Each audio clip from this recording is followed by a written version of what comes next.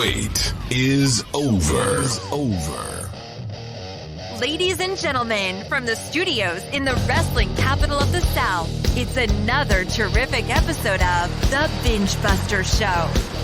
Please welcome your host, Tony Binge. Hello, everyone. Welcome to The Binge Buster Show.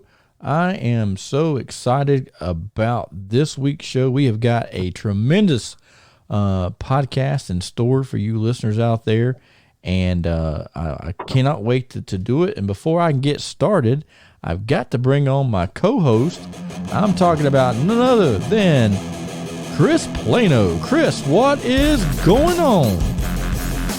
Boy, terrific, Tony. Thank you for having me back. I know it's been a couple of weeks. I am super excited about this episode this week and this taping that we're doing, podcast.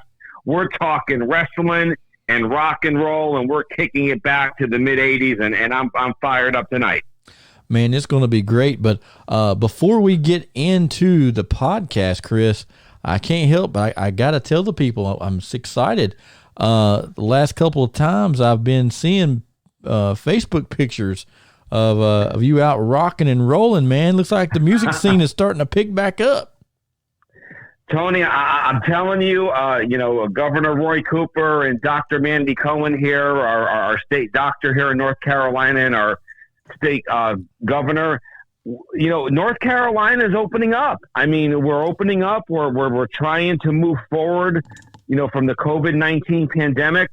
Restaurants and bars are booking local bands. We're not talking national, big guns coming to town here. But, right. Hey, the local tribute bands are playing. The local music scene's kicking up, and people are going out. And it's crazy to see this evolution take place over the last, 4 to 6 to 8 weeks, and maybe even a little bit longer than that. But things are cranking up, and it's great to hear some live music. And as you know me, kick it back in time into my high school and college days with those great rock and roll songs.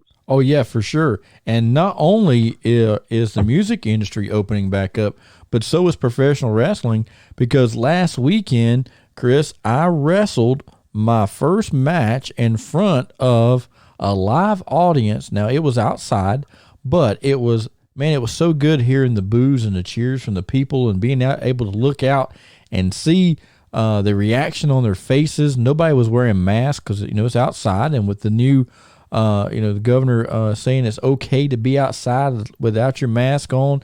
Man, it was so good, getting a reaction from the fans when me and my team came out. So that was a lot of fun. And speaking of getting back out there, a lot of wrestling shows are starting to have, people back. And the NAWA, which we talk about this company a lot on this podcast, as they're one of our sponsors, and of course, I work for this company. But this coming Saturday, they're having their event called Homecoming, and it's definitely going to be a homecoming, Chris, because it's live audience in a building. It don't get much better than that. So right now, before we continue this podcast, we've got a little commercial that we want to play for the NAWA Homecoming coming up right after this.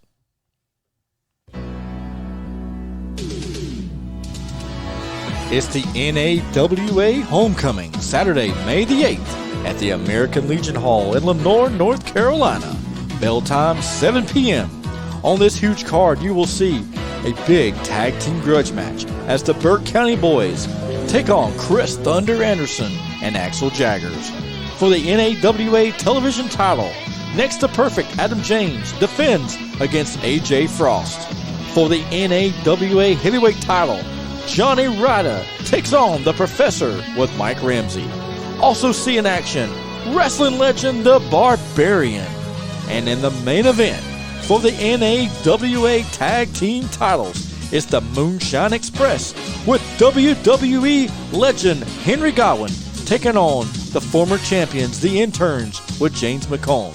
That's the NAWA Homecoming, Saturday, May the 8th at the American Legion Hall, 401 Main Street Northwest in Lenoir, North Carolina. Doors open at 6 p.m. Bell time, 7 p.m. Tickets are only $10. Kids 6 to 12, only $5. and kids 5 and under are free. That's the NAWA Homecoming, Saturday, May the 8th, American Legion Hall, Lenoir, North Carolina. Come out and see all of your favorite stars of the NAWA at the homecoming. Man, that sounded almost as good as Tony Schiavone back in 1986, did it not? Ooh.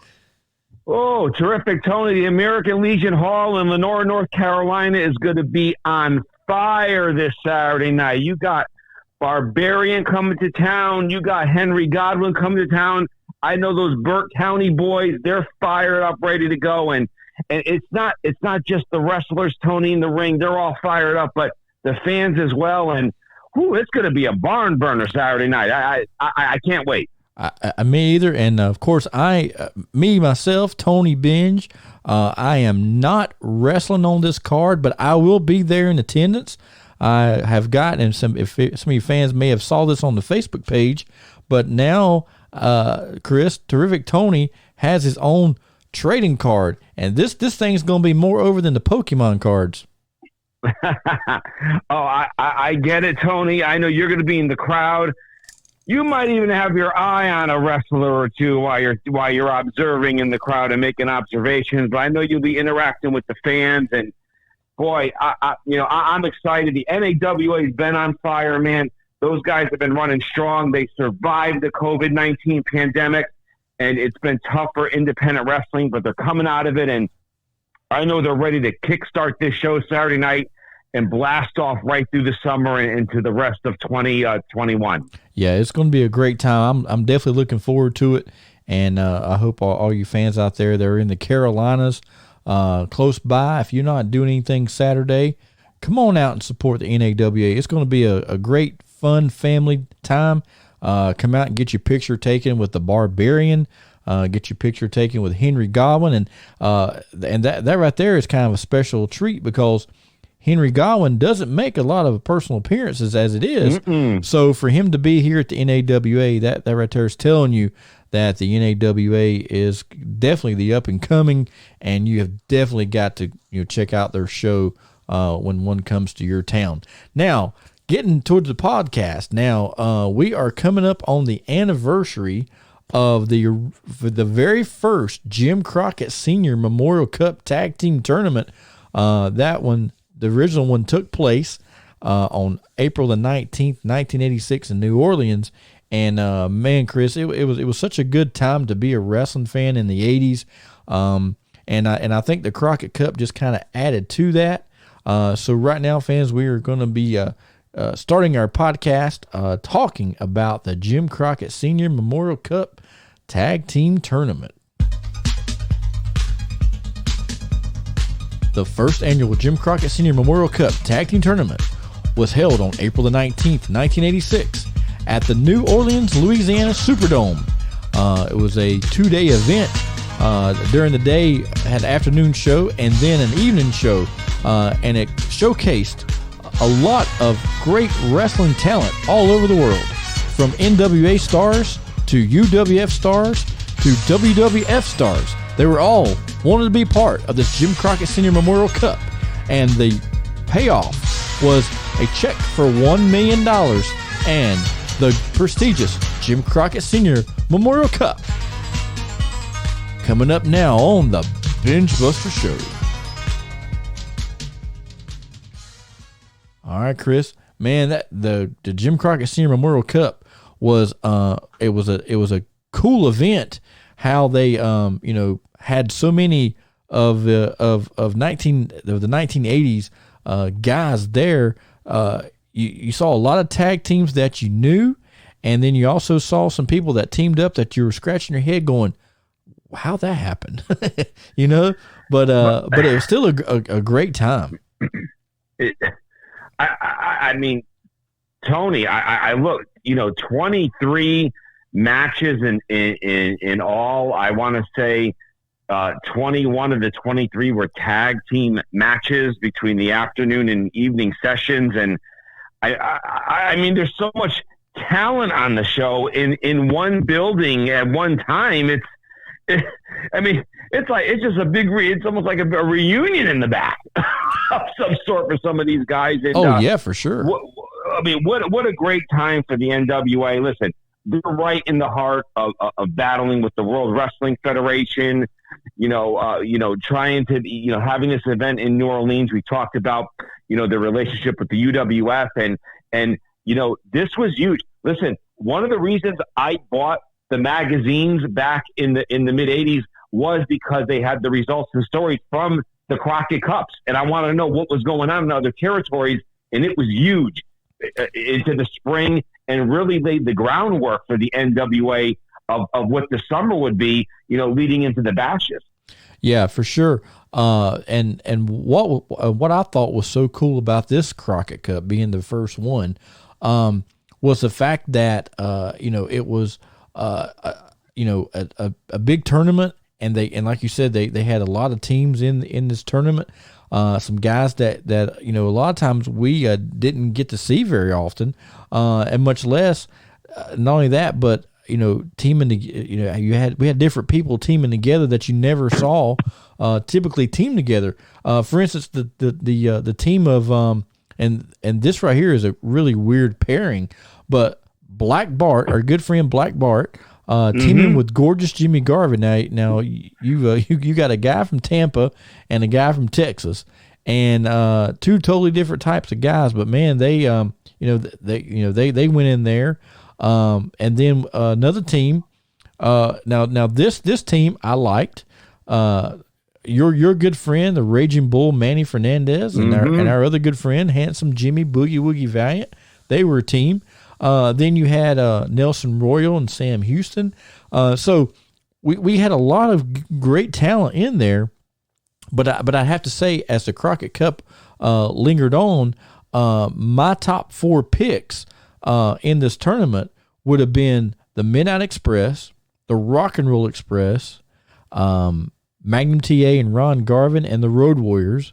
And, of course, as we know, there at the end, it ended up being in the finals, which was really crazy to see.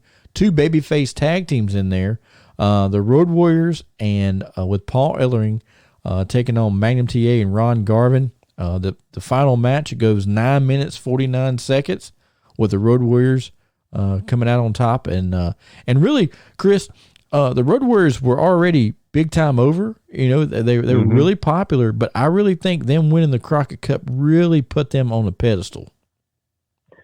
Oh, yes. When it comes to tag team wrestling, I mean, without a doubt. I mean, this was a tournament, Tony, where you had some really, really well tuned up and gelled tag teams, and then you had some tag teams that were just thrown together. And they had to make the best of it because guess what? We're wrestling for $1 million here in the trophy. So we got to make this work. Whether I like you, don't like you, we gotta get in there and rock and roll this thing. No pun intended with Ricky Morton and Robert Gibson, but that's the way it was. And I mean, but if you look at this Crockett Cup, I mean, look who the Road Warriors had to go through. They defeated Mark Youngblood and Wahoo McDaniel. I mean, okay, Wahoo in his own right. Okay, I mean, they got in there, and then they had to go through the Midnight Express. Midnight Express, yep. And then they had to defeat Magnum and Ronnie Garvin. I mean, what else you want at the end? I mean, I think they paid their due, other than maybe facing Arn and Tully. Yeah, maybe. Yeah, and they kind of ran the gamut. Right, and one thing I look at this and I'm like, wow, all these guys had to be in tremendous shape to go out there and work, these 8, 12, 14-minute matches, and to and to know that, okay, I worked this match and I put everything into it, but I got to go back out there in 2 or 3 more matches and do the same thing again. Tournaments are very tough, especially if you're out there working multiple times. So looking at this lets you know exactly, how great a shape that the Road Warriors were in during this time. I mean, absolutely. And just the level of talent from top to bottom. You have some wrestlers from Japan. You've had wrestlers all across the United States here. I mean, friends, foes, you name it. I look at Jimmy Valiant and Manny Fernandez. Boogie's probably like, oh, Manny, you can only imagine what's going on there. I mean, Bull's ready to go full, ready to knock everyone out. Yeah. Yeah, for sure. And he's ready to take it out all over the arena. Yeah. And and then not only did we get to see so many tremendous tag team matches, but we also got to see two great singles matches. Which first one was for the Mid-South North American Heavyweight title, as the champion, Jim Duggan, who wasn't going quite yet, taking on another tough guy, and Dick Slater. Their match goes 9 minutes, 12 seconds. And then right after them, we get to see the NWA heavyweight champion, Nature Boy Ric Flair. I don't do no jobs to 70,000 people, against Dusty Rhodes and Baby Doll. And, what was cool was the day of this show, they actually taped a edition of World Championship Wrestling. And on that show, Ric Flair comes out. I guess at this time, he was kind of letting them know that he wasn't going there and dropping the belt. But he had this great promo that says, I don't do no jobs in front of 70,000 people. What I would like to do right now is play that promo so everyone can hear it, and get a good laugh like I did when I heard it. Okay. Will it be this man? Again. Woo! Tell it like it is, girls. Who's the damnedest man you ever met in your entire life? Put that camera on that sign one time. Put it up one time. Rick. Woo! And I want the whole world to know I got my Learjet sitting right out there at Peach Street Cab. In just about 20 minutes, I'm going to ease down the steps, Ted Turner by my side, get my limousine, ride on 85, get my Learjet, woo, and take off to New Orleans. You got it, New Orleans. If you're watching right now, I'm 42,000 feet easing on in. Because in several hours, woo, I'm going to walk that aisle. Looking as only the Nature Boy can look. Oh, so fine. I'm not even going to tell you it's going to be Janie on my left and Mary on my right. But I'm not telling any of you which one of my robes I'm wearing till I get there tonight. The bottom line is, Big Dust, if you got the butterflies, don't feel bad.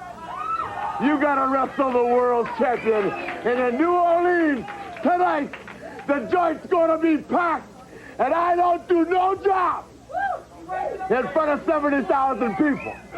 I walk down that aisle, and I take care of it. Who is only Slick Rick there?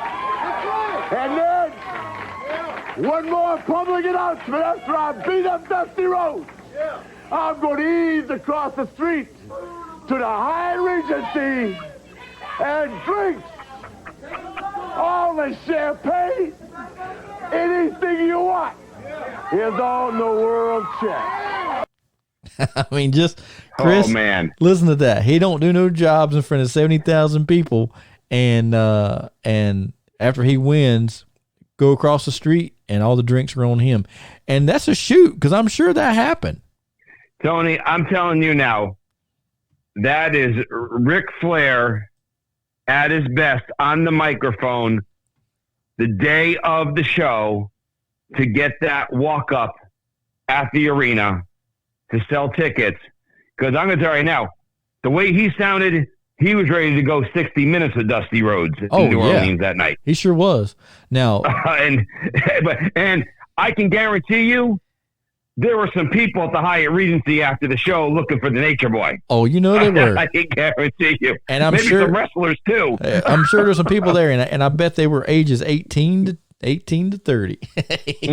You know.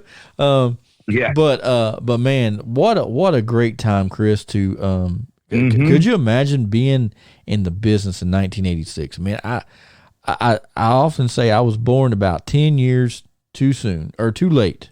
Because if I had been born about 10 or 15 years earlier, man, in my heart of hearts, I think I would have been up there. Man, I'm telling you, it was an exciting time. I mean, the money was pouring in, and listen, the promotions were spending a lot of money too. Yes. You know, it was going both. It was going both ways.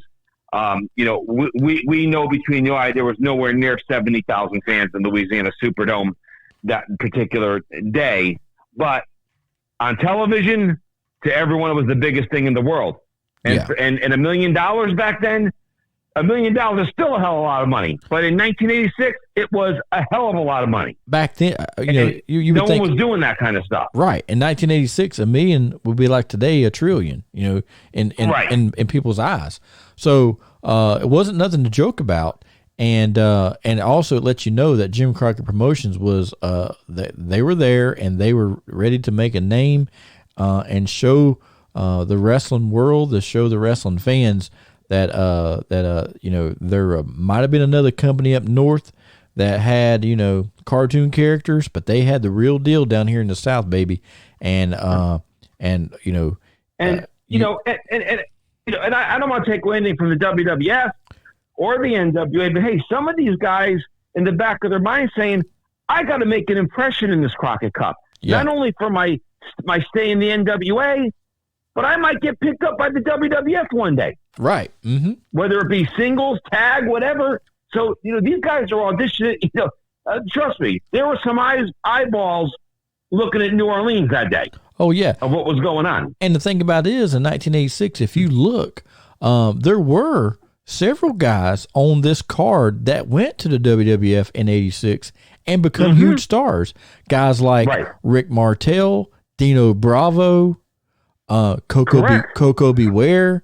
I mean, there were some guys there that went up north and were bigger stars there than they were, you know, here in the Carolinas. So what you say, Chris, is you're 100% right on that.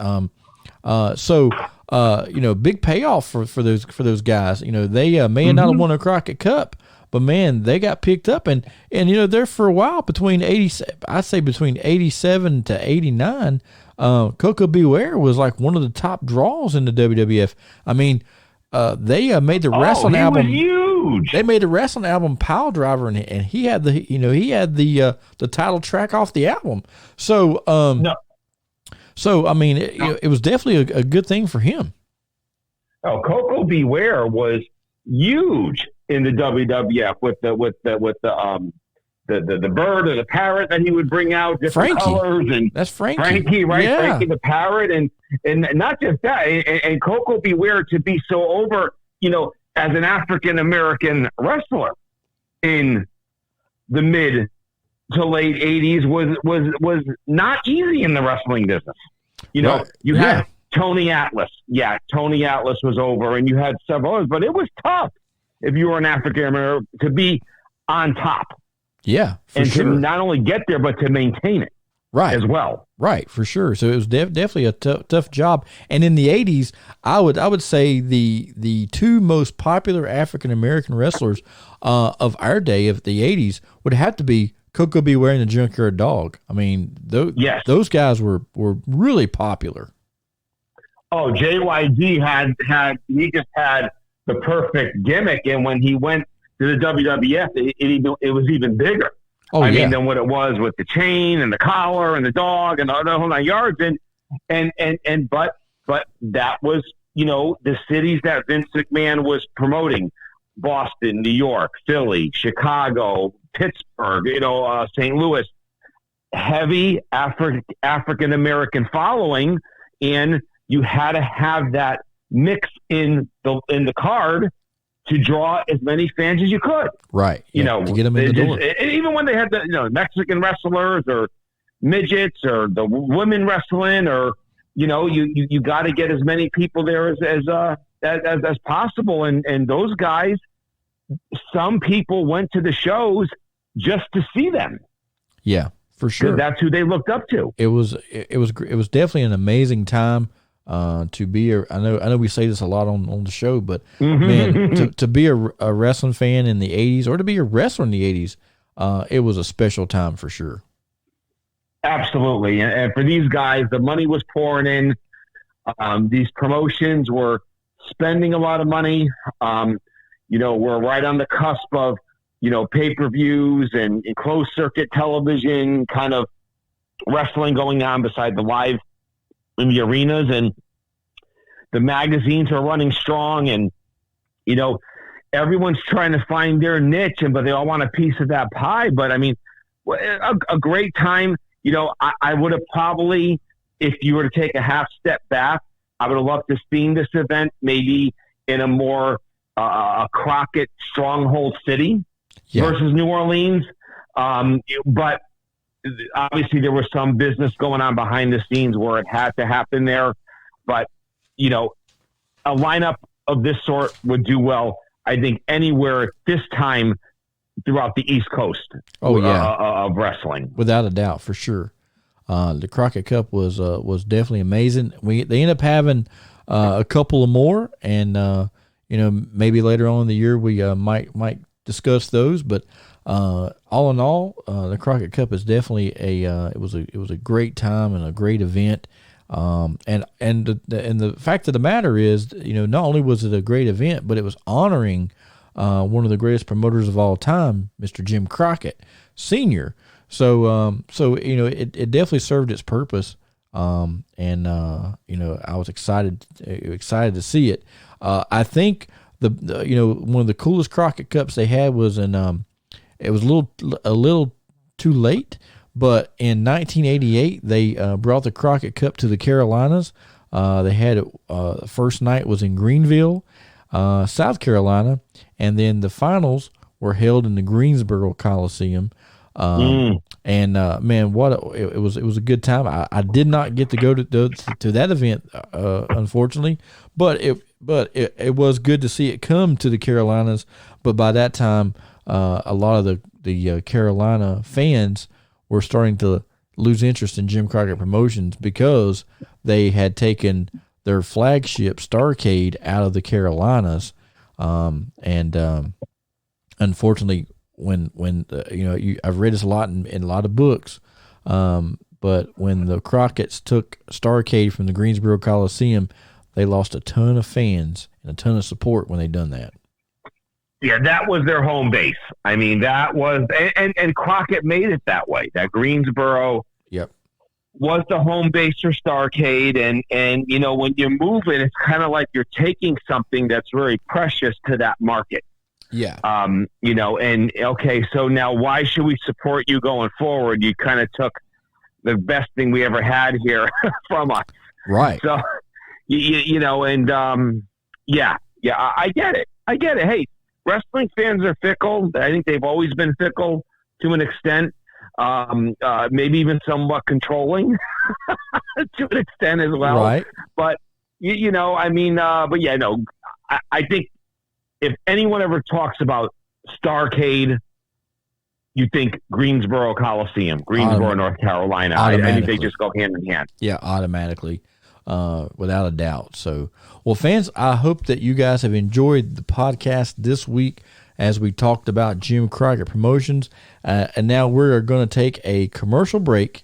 And when we come back, we are bringing back, I've had a lot of fans ask about this. When are you going to bring back the flashbacks? Well, we are bringing back the flashbacks tonight, and we're going to take a little break. And when we come back, another huge event, anniversary, so to speak, about the very first outdoor type of rock and roll festival after Woodstock. I'm talking about the US or the US Festival, and we're going to be talking about that as soon as we come back from this commercial break.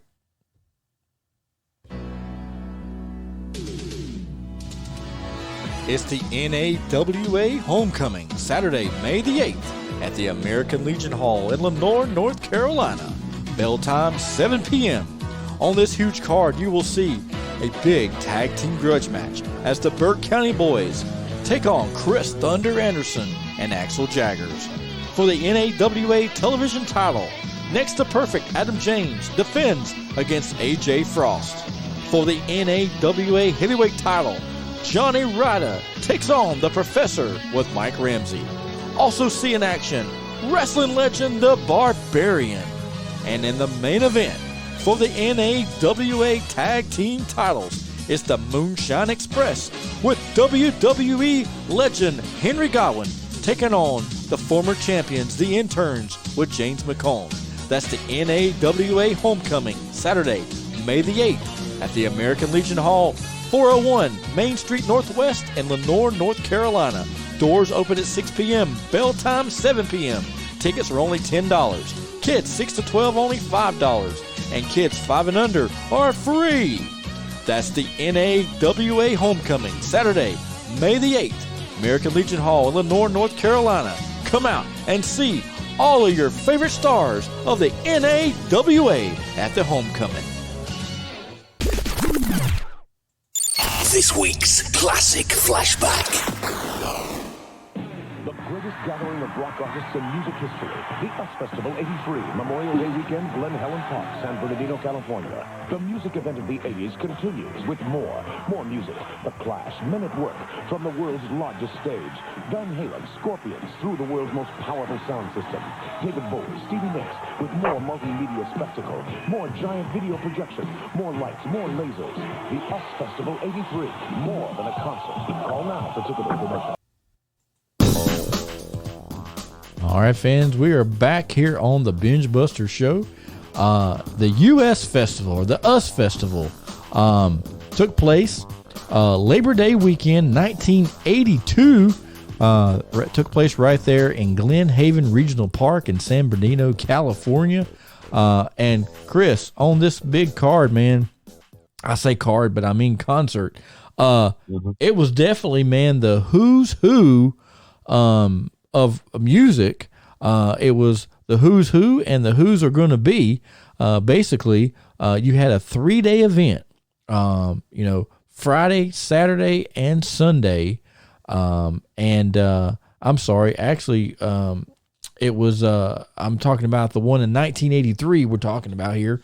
Memorial Day weekend, 1983. It took place on Saturday, May the 28th, Sunday, May the 29th, and then Monday, May the 30th. Man, you talk about some of the who's who's of music. Man, we had bands, A Flock of Seagulls, Stray Cats, Men at Work, The Clash. We had U2, one of your favorite bands there, Chris. Yep. Mm-hmm. Stevie Nicks, David Bowie, Hank Williams Jr., Waylon Jennings. We had country, we had rock, we had pop, we had but you have to admit, Chris, Sunday, May 29th was Heavy Metal Day. It started out with Quiet Riot, who was just starting to break out, Motley Crue, who hadn't even released a major album yet, Ozzy Osbourne, Judas Priest, Triumph, Scorpions, and Van Halen. Man, what a lineup that was right there, Chris. Almighty. This was, you had talent just from all over the world at this particular festival and week. But what a great Memorial Day weekend in California. I mean, this festival, I'm not saying, MTV had a presence at that point, early on, so a lot of these bands were kind of springboarding a little bit off of MTV to an extent, or they really were.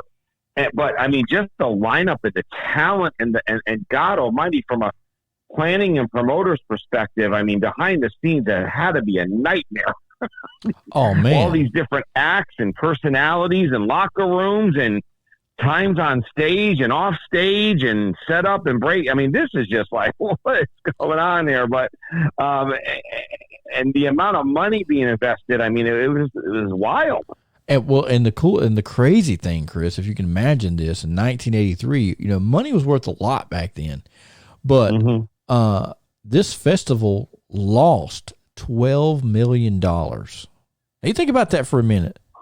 To lose $12 million trying to put together a huge outdoor concert to try to rival Woodstock. But But man, I'll tell you, Chris, I would give anything to be, again, I said this a little earlier in the show, I was born a little too late because if I'd been born a little bit sooner, man, I would have been on the plane headed out to L.A. or to California to take part in this great concert because let's see, 1, 2, 3, 4, 5, 6, 7, 8. At least 10 of these acts are still some of my top favorite bands and artists that I listen to this day. A lot of our listeners at home, I talk about Motley Crue all the time. They are one of my favorite bands, but they, I also like, Hank Williams Jr. He's one of my favorites. Man, I never got to see Waylon Jennings in concert. I would love to have saw Waylon Jennings, Yeah. So a lot of bands here that played that, are no longer with us or don't play anymore, it would have been cool to see them, here in this heyday. Right. Hey, here's the thing, you and I, we're looking at these lineups and we're like, wow, this lineup is incredible. Yeah. We're looking at this now, circa where we're now in 2021, but remember, we're going back to 1983 here. Right. When you look at some of these bands like U2, I'm gonna throw Van Halen in there. I'm gonna throw Motley Crue in there. I might be missing another band or so, but for some of these bands, their biggest hits didn't even come out yet. Right. U2, the Joshua Tree, which was their biggest album they ever put out, was still 4 years away. Right. I mean, Motley Crue. I mean, and you look at a band like there was one other band I pulled out of there. I missed Van Halen. 1984. Their biggest album was still a year away, so they didn't even play Jumper Panama. Right. Yeah. So that's the great thing about it is you saw some of these bands that were on the cusp of they may not even know what the heck was going to happen to them. Yeah. And, and Chris, here's a crazy thing. You look at this for a minute. Okay. Motley Crue is playing this festival with all these big acts, Ozzy, Judas Priest, Scorpions, Van Halen, who had been out for a while. But I mean, Motley Crue had they had released their own album, their self-produced album, Too Fast for Love. But at this point, they hadn't even really, branched out, but they're getting ready to. And so they're playing this festival, and they're playing it on May the 29th, 1983, and Shout the Devil didn't come out until September. So right. May, June, July, August. So they're 4 months of their album being released worldwide, but yet I've heard interviews and saw Vince Neil talk about it, that when they were playing Shout the Devil, the people knew the words already, which was amazing. And it was because they were such a big band in California that a lot of the people had already saw them play in the clubs and knew a lot of this music. So that just gives you a little example of how amazing this US Festival was. Yeah, I mean, if you look at this, all right, I've just pulled up Motley Crue set list they played 9 songs. Mm-hmm. One of them was a cover, Helter Skelter. Yep. Fine. But their hits at that Looks That Kill, Shout at the Devil, Piece of Your Action, and Livewire. And the crazy thing, Chris, all them songs are still in their set list today if you go see Motley Crue play. And then Helter Skelter was a Beatles cover. Yeah, but Helter Skelter also appeared on Shout the Devil. So Motley Crue were way ahead of their time back then. And what's so cool and crazy is the fact that all them songs that you just mentioned, if you put them if you turn on your smartphone and you listen to your music stream, however you get your music, or even some of you people may still have CDs and cassettes, whatever. But you put in some Motley Crue and you play one of them songs and it doesn't sound outdated. It really doesn't. Right. No, not at all. No. It looks like it was just made last year. Right. And not just Motley Crue, but any of those bands that play the US Festival, if you go back and play their music, it really don't sound outdated. It still sounds current today. No, even U2, the Joshua Tree album with With or Without You, where the streets have no name. I mean, I still haven't found what I'm looking for. I mean, they still they still play them on the radio. Yeah. These songs. I mean, I just pulled up U2's set list from this festival. They played 11 songs. But their only hits were Gloria back then, New Year's Day, Sunday, Bloody Sunday, I Will Follow. I mean, those were really their hits. I mean, we're going Josh, we're going a lot of hits here. Right. I mean, really, U2, I think, really broke out 2 years later after this festival at Live Aid. Yeah. Is where I think U2 really broke out. And then they followed up with the Joshua Tree. But these bands are on the cusp. I mean, they really, really, I'm almost afraid to pull Van Halen's set list up from this festival because, it's really a lot of their hits. But it's great stuff. Yeah. I mean, it really was. It was crazy because, all these bands were, tremendous acts, and during this during this concert, it was just totally amazing of all the bands that were played and all the songs that that they actually played. Now, Chris, I did it. I pulled up Van Halen's set list from and they had a long one. They had a long one, 22 songs.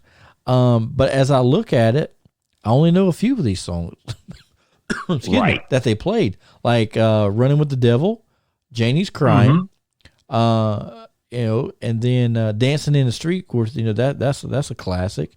And then Everybody Wants Some, Pretty Woman, Ain't Talking About Love, and that's it. And then, of course, then they come back. I'm sorry, I lied. They actually played 24 songs. And right, they did an encore, yeah. Yeah, they did an encore. But a lot of their stuff were covers. If you go back and look at it. But man, Van Halen was a top act at this point in time. And it was just I would love to have just been backstage and just walking around and watching some of these guys, what they were doing in the 80s, man. I know, Vince Neil had a few blondes pinned up there in his tent. Oh yeah, absolutely. I mean, it was the backstage area might have been more, even twice as exciting than what was on stage. Right. What was going on. I mean, people trying to get back there. Who's in, who's out, who's going where, there, everywhere. It's just a little bit of everything. But, I'm looking at this Van Halen set now and the songs that pop out, Unchained, Running with the Devil, Jamie's Crying, Somebody Get Me a Doctor is an old song. Yeah. Dance the Night Away, Everybody Wants Some. I mean, I do know, but you got to be a hardcore Van Halen fan back then to know these songs. I mean, these songs were not on the radio. No. I mean, you had to know the band, and that's really what made them. Van Halen, yeah, they had a couple of hits, Shout at the, not Shout, Running with the Devil and things, but they really didn't go mainstream until that 1984 album. And then Van Halen got the radio play, with Jump and Panama and Hot for Teacher and, the list goes on and on. But prior to that, you really had to know who they were. Right. Yeah, for sure. And, but during this time, man, these bands, were really, tearing up the Sunset Strip. I know Van Halen was playing the Strip and, Quiet Riot, Motley Crue. I'm sure Judas Priest and Scorpions probably were as well. And not only them, but some of these other bands, I'm sure, like Stray Cats and and people like that. I mean, the Whiskey A Go Go was a great place to go and listen to live music. And one day, Chris, I hope that you and I can make it to California together, and we can go there and check out a show or two. But you know, looking back at this show, man, it would have been awesome to be there and be a part of that. Oh my God, it would have been. I mean, these guys were bigger than life. I mean, it really does parallel. And we talk professional wrestling here on this podcast, you know, week in and week out. But you know, this was, if you didn't have exposure to MTV with these bands, what did you do? You ran down to the local record store, and back then, Tony, we bought the big LPs, right? Right, yeah. And then after you bought the big LPs, you ran to the magazine comic store to get the monthly magazines to see what these bands were doing, and you wanted to collect the centerfolds, and that's what you did.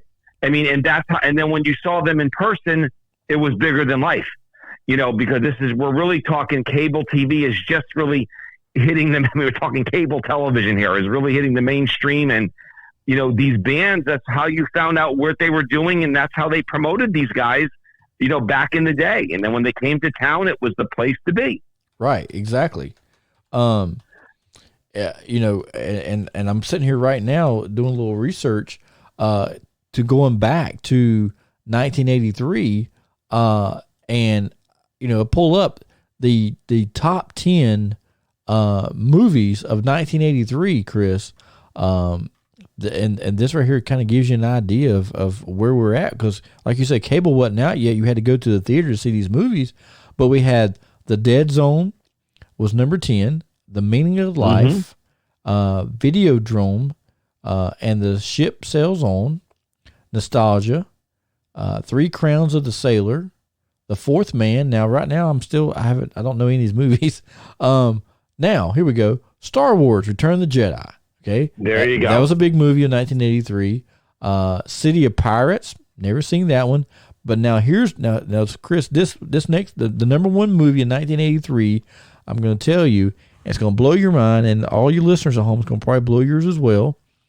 But it was Scarface, okay? Number one movie.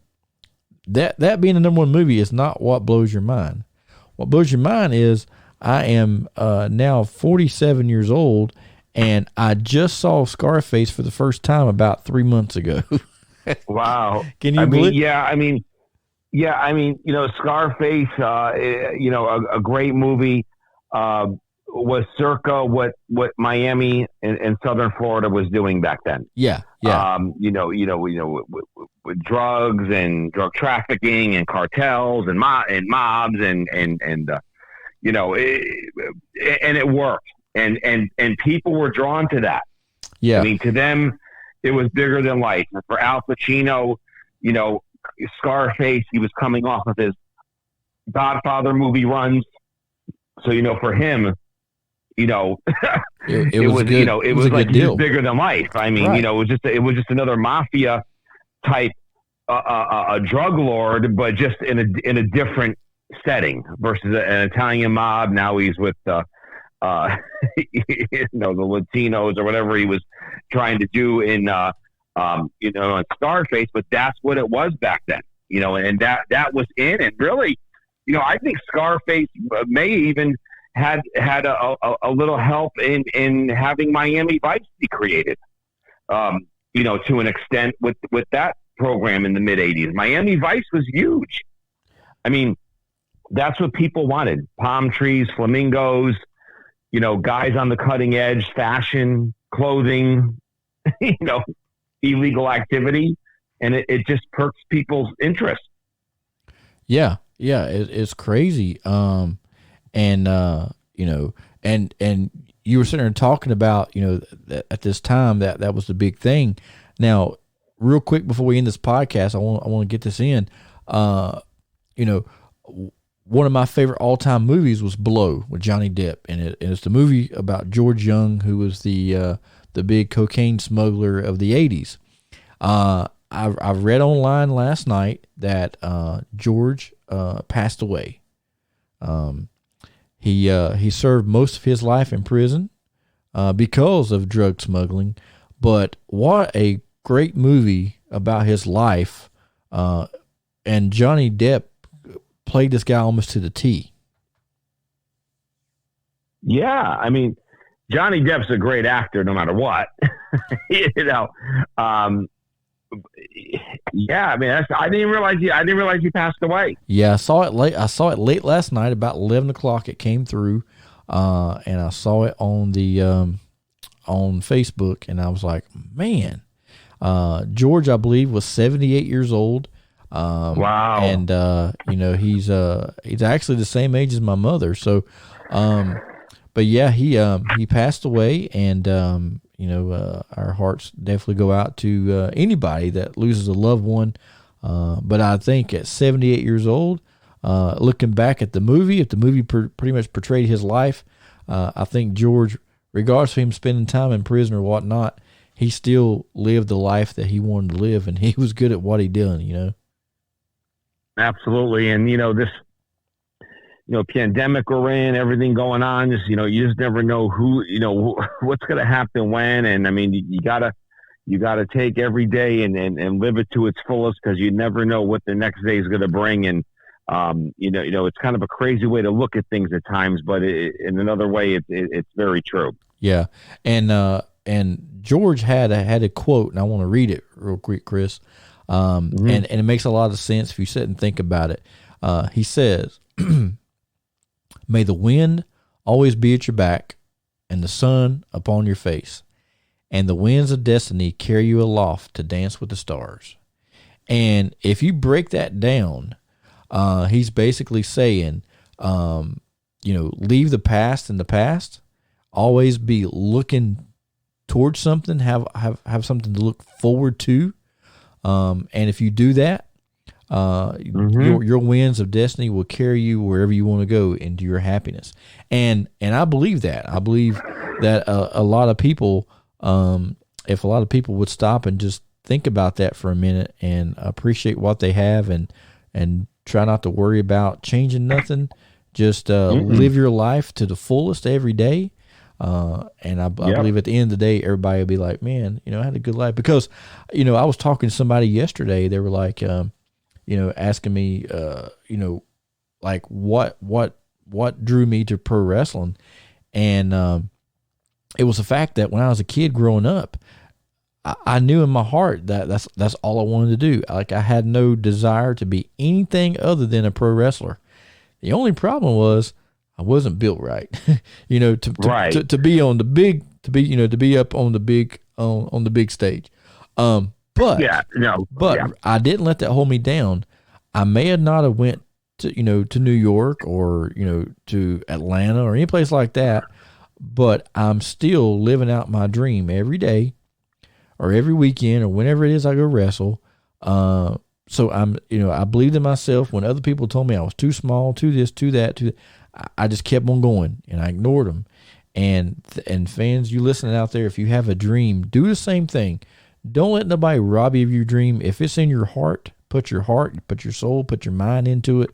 And no matter what it is, if you do that, you'll definitely be successful. Yeah, you'll always question yourself.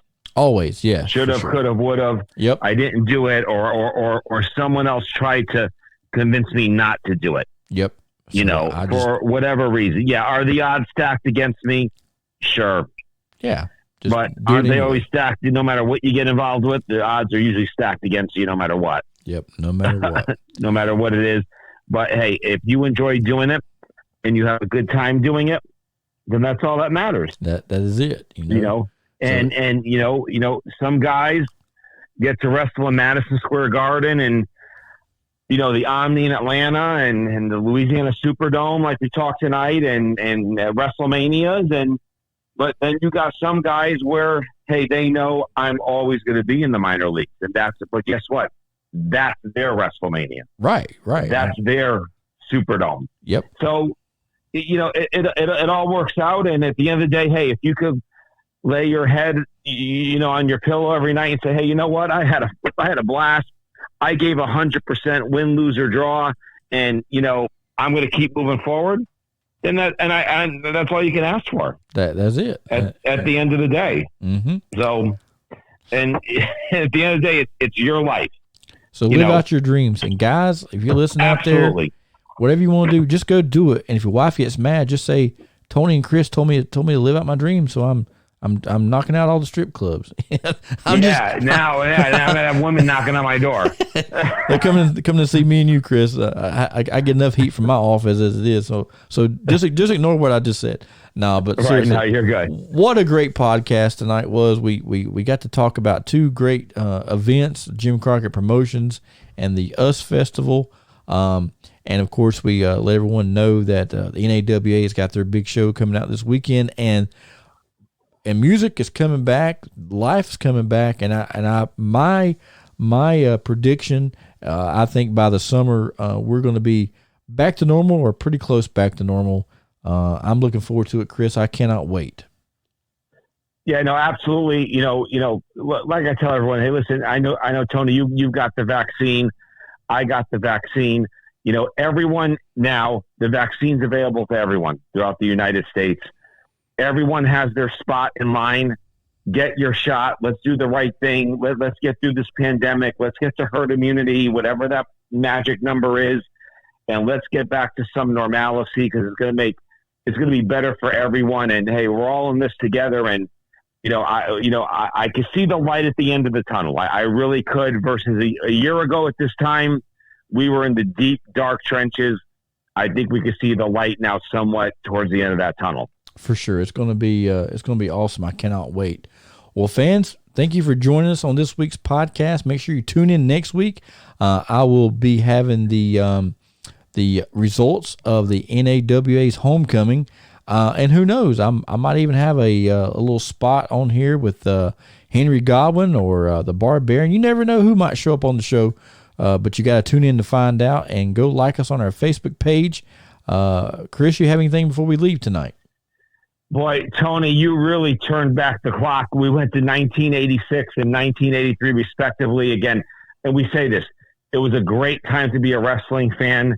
It was a great time to be a rock and roll and a music fan in 1983, and no matter what genre of music you were listening to. And it was just a great time, just like it is today. And I know you're fired up about the NAWA in Lenore this Saturday night. I know you might even have something up your sleeves in the crowd. I don't know what terrific Tony might have, but looking forward to hearing from the results, and know all those guys are gonna give it their all this Saturday and give a great show for the fans, and again, try to get back to some of that normalcy. Yeah, it's going to be a good time. Well, fans, for Chris, I'm Tony. We'll see you next week on the Binge Buster Show. Thank you for listening to the Binge Buster Show. Make sure you like us on Facebook and download us on your favorite podcast platform.